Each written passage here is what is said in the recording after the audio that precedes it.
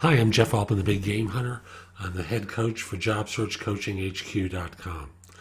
Now, I want to use this year's presidential election, by the way, it's 2016 when I'm doing this video, to point out,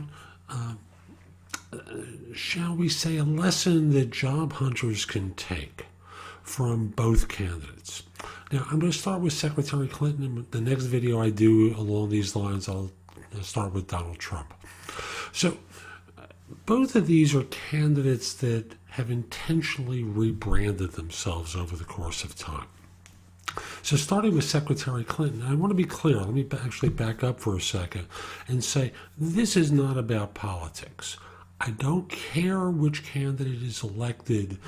I have no skin in this game. I'm using this as an exercise for job hunters. If you disagree with my assessments, I don't care.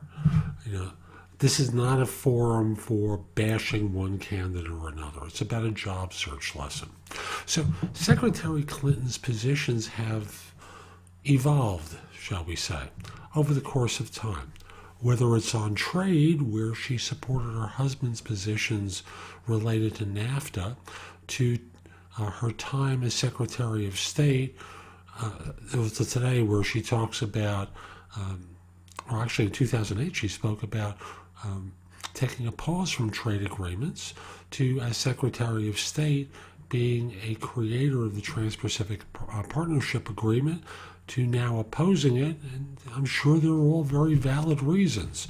But to another degree, part of it is the electorate isn't all that fond of some of these agreements for a variety of reasons that are not important to go into.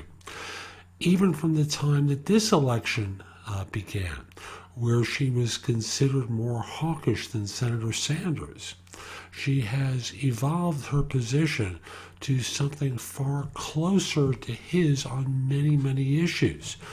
So you can see that the notion of rebranding or rebooting her positions on things are a part of the equation of her candidacy. On the other hand, Donald Trump. Now, most of us don't know what his opinions are about issues. The way he's been evaluated has been on the basis of his personality and his personal attacks.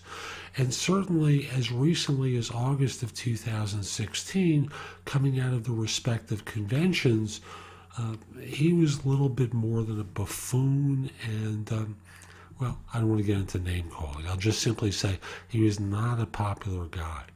But as I do this at the end of September 2016, he's rebooted himself, brought in different aides, changed how he presents, is not antagonizing to the degree he did before.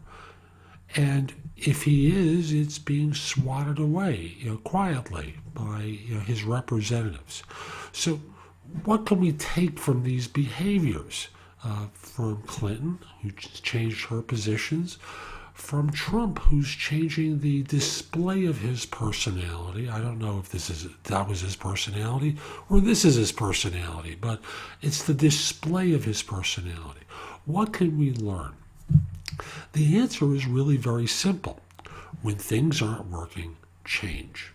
For you job hunters, often you're doing the same things over and over again, getting poor results, but because you think that's the way to do it, you keep repeating yourself and doing it over and over and over again and wondering why you're not getting the outcomes that you want. You're not getting interviews.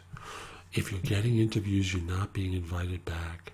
If you are being invited back, maybe you're getting offers, maybe you aren't. It's just not working, and you're putting in a lot of effort. So here's what I want to point out. Like the candidates, you can change as well.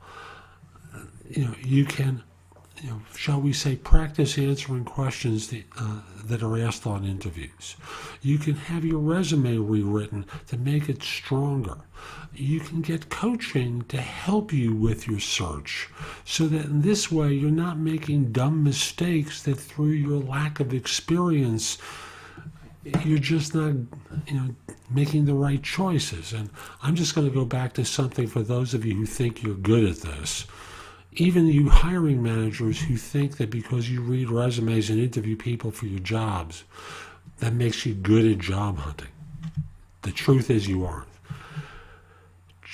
To be an expert, according to Malcolm Gladwell and others, takes 10,000 hours of focused, concentrated effort, ideally under the supervision of someone who knows the craft and can redirect you. You have how much? How much have you done, even if you were interviewing for your employer? How much experience do you have interviewing, knowing what's good? You know your own reactions. You don't know how other employers react. Get some help. Get a coach. That's what, in fact, what Trump has done. He's gotten coaching. That's the way Clinton has operated throughout. The Trump people, the Republicans, the conservatives may say she's a candidate who sways in the breeze and follows the polls. No matter. It works, right? With Trump, what he was doing wasn't working. He's changed. Why can't you? Each of these people hires individuals to guide them to get to the outcome that they want. Pro athletes do it. Entertainers do it. You think Michael Jackson did that by himself? No, he had a coach. It goes on and on. For people who are successful, have coaches. So get some help. Follow the advice from the candidates and do it differently. If you like today's video, I want to encourage you, go over to jobsearchcoachinghq.com. That's my site where I have curated information about job hunting that will help you find work more quickly. Plus, I'll answer your questions so that you're getting advice from me. I'm someone who doesn't just have 10,000 hours of experience helping people find work. I have 10,000 hours times 9, over 90,000 hours of experience helping people find work. Hope you have a great day. Take care.